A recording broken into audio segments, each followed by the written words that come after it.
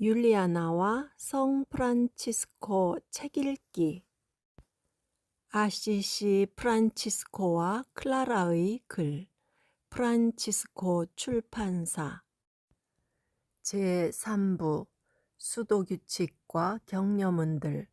해설 유수일 프란치스코 하비에르 작은 형제회 프란치스코회. 인준받지 않은 수도규칙. 그리고 주님께서 나에게 몇몇 형제들을 주신 후 내가 해야 할 일을 아무도 나에게 보여주지 않았지만 지극히 높으신 분께서 친히 나에게 거룩한 복음의 양식에 따라 살아야 할 것을 계시하셨습니다.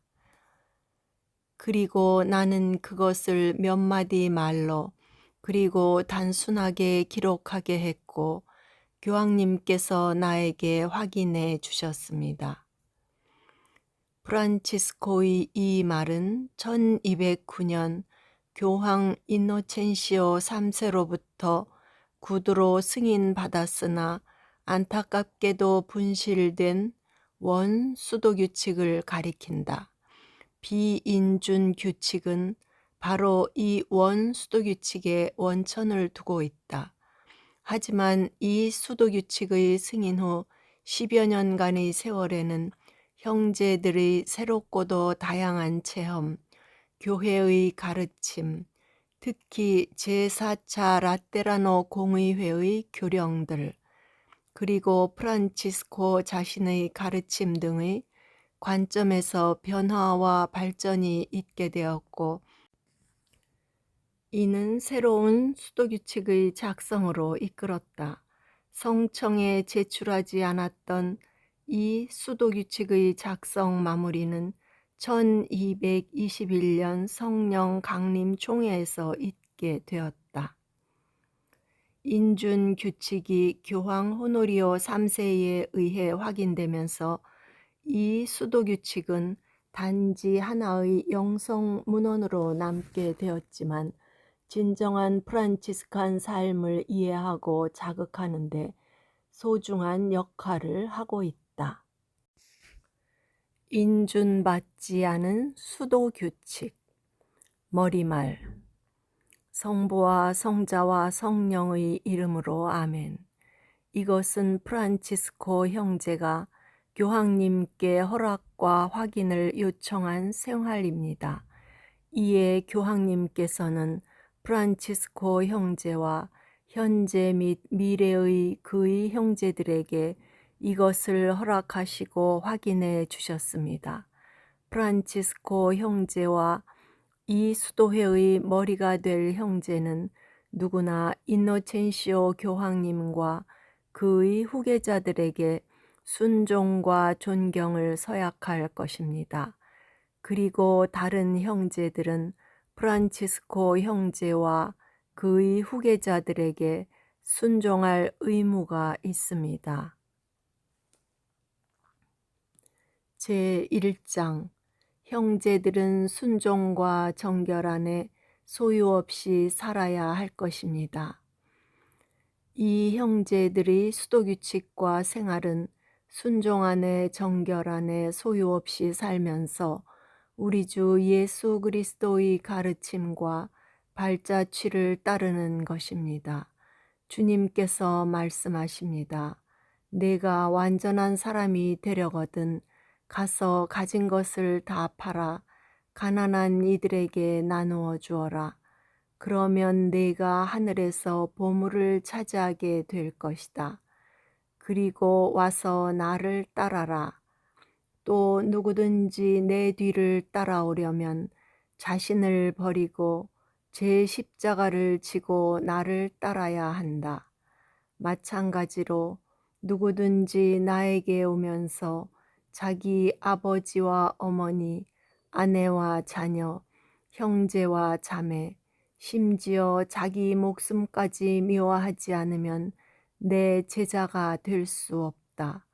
또 나 때문에 아버지와 어머니, 형제나 자매나 아내나 자녀, 집이나 토지를 버린 사람은 100배의 상을 받고 또 영원한 생명을 얻을 것이다. 제2장 형제들을 받아들임과 복장. 누군가가 하느님의 영감을 받아 이 생활을 받아들이려고 우리 형제들을 찾아오면 형제들은 그를 친절하게 맞이할 것입니다. 만일 그 사람이 우리 생활을 받아들일 마음이 확고하면 형제들은 그의 재산 문제에 관여하지 않도록 극히 조심할 것이며 그를 될 수 있는 대로 빨리 봉사자에게 보낼 것입니다. 그리고 봉사자는 그를 친절하게 맞이하고 용기를 북돋아주며 우리 생활의 내용을 정성껏 설명할 것입니다. 그러고 나서 그 지원자가 그렇게 할 원의가 있고 또 영적으로 아무 장애 없이 그렇게 할 수 있으면 자기의 모든 것을 팔아 가난한 사람들에게 모두 나누어 주도록 힘쓸 것입니다. 형제들과 형제들의 봉사자는 어떤 방법으로도 그의 일에 관여하지 않도록 조심할 것이며 직접적으로나 다른 사람을 통하여 어떠한 금품도 받지 말 것입니다. 그렇지만 형제들이 궁핍할 경우에 그 필요성 때문에 형제들은 다른 가난한 사람들처럼 금품을 제외하고 육신에 필요한 다른 것들을 받을 수 있습니다.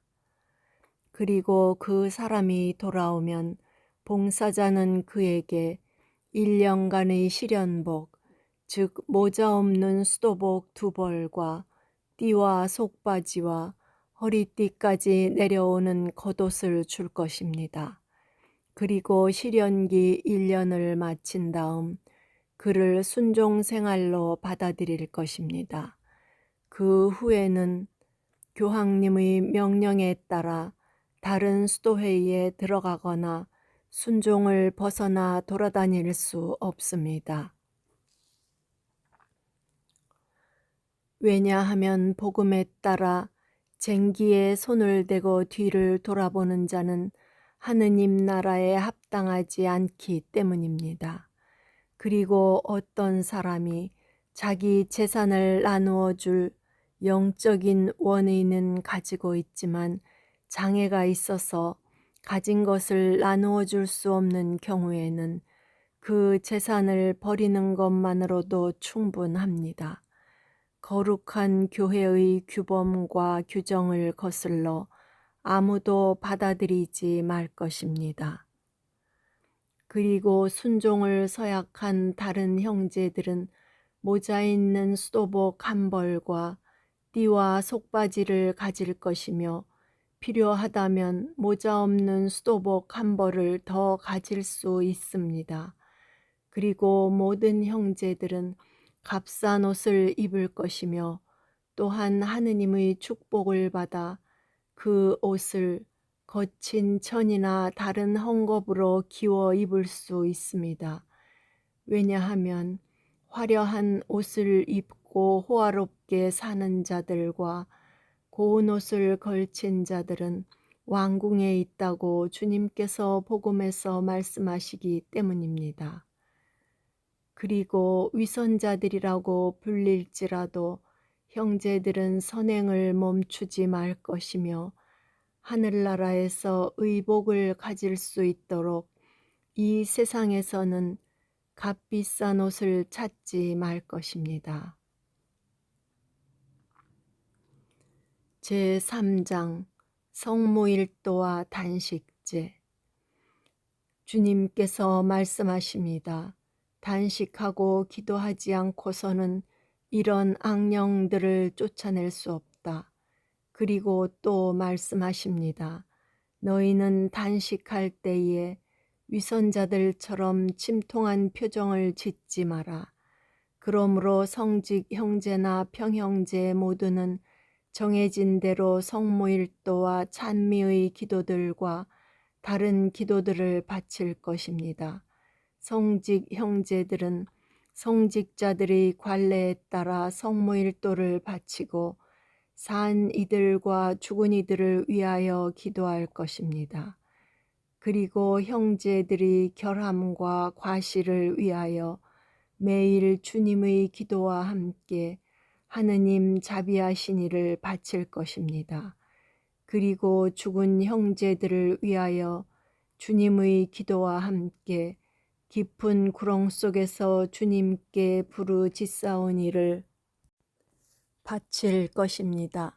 그리고 성무일도를 바치는 데 필요한 책들만 가질 수 있습니다. 그리고 시편을 읽을 수 있는 평형제들도 시편집을 가질 수 있습니다. 그러나 글을 모르는 이들은 책을 가져서는 안 됩니다. 평형제들은 밤기도로 사도신경과 주님의 기도 24번과 영광송을 바칠 것이며 아침 기도로 5번, 일시경으로 사도신경과 주님의 기도 7번과 영광송을 바칠 것입니다. 삼시경, 육시경, 구시경으로 각각 7번, 저녁 기도로 12번을 바칠 것입니다. 끝 기도로 사도신경과 주님의 기도 7번과 영광송, 그리고 죽은 이들을 위하여 주님의 기도 7번과 주님 그들에게 영원한 안식을 주소서 1번, 그리고 형제들의 결함과 과실을 위하여 매일 주님의 기도 3번을 바칠 것입니다. 이와 같이 모든 형제는 모든 성인의 축일부터 성탄 축일까지 그리고 우리 주 예수 그리스도께서 단식을 시작하신 주님의 공현 축일로부터 부활 축일까지 단식할 것입니다. 이외에 금요일을 제외한 다른 때에는 이 생활에 따라 단식할 의무가 없습니다. 그리고 복음에 따라 차려주는 모든 음식을 먹어도 됩니다. 제4장 봉사자들과 다른 형제들 간의 관계. 주님의 이름으로 다른 형제들이 봉사자요 종이 된 모든 형제들은 자기 관구나 지역 내에 자기 형제들을 배치할 것이며 또한 그들을 자주 방문하고 영적으로 권고하고 굳건히 해줄 것입니다. 그리고 축복받은 나의 다른 모든 형제들은 영혼의 구원에 관한 일과 우리 생활에 반대되지 않는 일에 있어서 봉사자들에게 충실히 순종할 것입니다. 그리고 형제들은 남이 너희에게 해주기를 바라는 그대로 너희도 남에게 해주어라. 또 내가 싫어하는 일은 아무에게도 하지 말라고 주님께서 말씀하시는 대로 서로 대할 것입니다. 그리고 봉사자요 종들은 나는 섬김을 받으러 온 것이 아니라 섬기러 왔다고 하시는 주님의 말씀과 또한 자신들에게 형제들의 영혼을 돌보는 일이 맡겨져 있기에 만일 자신들의 잘못이나 나쁜 표양 때문에 형제들 가운데 누군가를 잃게 된다면 심판날에 우리 주 예수 그리스도 앞에서 셈 바쳐야 한다는 사실을 기억할 것입니다. 제5장 죄지은 형제들을 바로잡음. 그러므로 살아계신 하느님의 손에 떨어지는 것은 무서운 일이기에 여러분은 여러분의 영혼과 형제들의 영혼을 돌보십시오. 그러나 만일 봉사자들 가운데 누군가가 어떤 형제에게 우리 생활과 반대되거나 영혼에 해가 되는 것을 명한다면 그에게 순종할 의무가 없습니다. 범죄나 죄를 저지르게 하는 그런 순종은 있을 수 없기 때문입니다. 그렇지만 봉사자요 종들의 손아래에 있는 모든 형제들도 봉사자요 종들의 행동을 신중하고 자세하게 살필 것입니다. 그리고 만일 봉사자들 가운데 누군가가 우리 생활의 정도에 비추어 영적으로 살지 않고 육적으로 사는 것을 형제들이 목격한다면, 그리고 세 번째 권고 후에도 스스로 고치지 않는다면 어떠한 장애를 무릅쓰고라도 성령 강림 총회 때에 전 형제회의 봉사자요 종에게 알릴 것입니다. 그리고 어디에 있든지 간에 형제들 가운데 영적으로 살지 않고 육적으로 살고자 하는 어떤 형제가 있으면 그와 함께 있는 형제들은 겸손하고 자상하게 권고도 하고 훈계도 해주어 그를 바로잡아 줄 것입니다.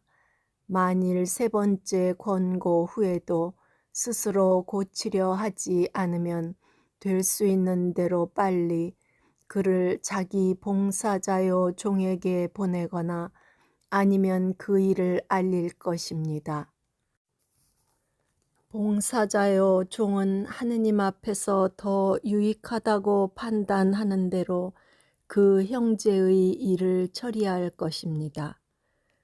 그리고 마귀는 한 사람의 범죄로 많은 사람들을 파멸시키려 하기 때문에 모든 형제들, 즉 봉사자요 종들은 물론 다른 형제들도 누구의 죄나 나쁜 표양 때문에 흥분하거나 화내지 않도록 주의할 것입니다. 오히려 튼튼한 이들에게는 의사가 필요하지 않으나 병든 이들에게는 필요하기 때문에 형제들은 최선을 다해 죄를 범한 형제를 영적으로 도와줄 것입니다. 이와 같이 모든 형제들은 이 점에 있어서 특히 형제들 서로 간에 어떤 권한이나 지배권도 가져서는 안 됩니다. 주님께서 복음에서 이렇게 말씀하시기 때문입니다. 통치자들은 백성 위에 군림하고 고관들은 백성에게 세도를 부린다. 그러나 형제들끼리는 그러면 안 됩니다. 형제들 가운데에서 높은 사람이 되려는 이는 형제들이 봉사자와 종이 되어야 합니다. 형제들 가운데에서 높은 사람은 낮은 사람처럼 되어야 합니다. 어떤 형제도 다른 형제에게 악한 짓을 하거나 악한 말을 하지 말 것입니다. 오히려 영의 사랑으로 자진해서 서로 봉사하고 순종할 것입니다. 이것이 바로 우리 주 예수 그리스도의 참되고 거룩한 순종입니다.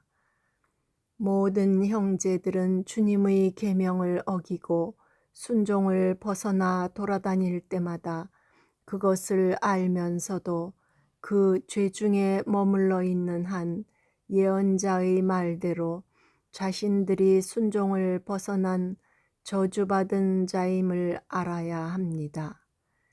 그리고 거룩한 복음과 자신의 생활을 통하여 약속한 주님의 계명을 굳게 지킬 때 자신들이 참된 순종 안에 머물러 있게 되고 주님의 축복을 받은 자들이 된다는 것을 모든 형제들은 알아야 합니다.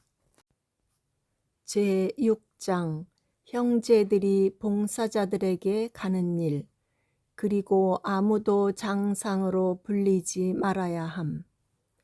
형제들은 어디에 있든지 우리의 생활을 실행할 수 없으면 될 수 있는 대로 빨리 자기 봉사자에게 달려가 이 사실을 알릴 것입니다. 봉사자는 자기가 비슷한 경우에 처했을 때 그 형제가 자기에게 해 주기를 바라는 것처럼 그를 도와주도록 힘쓸 것입니다.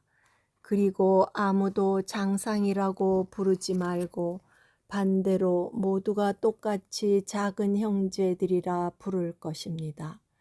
그리고 서로 발을 씻어줄 것입니다.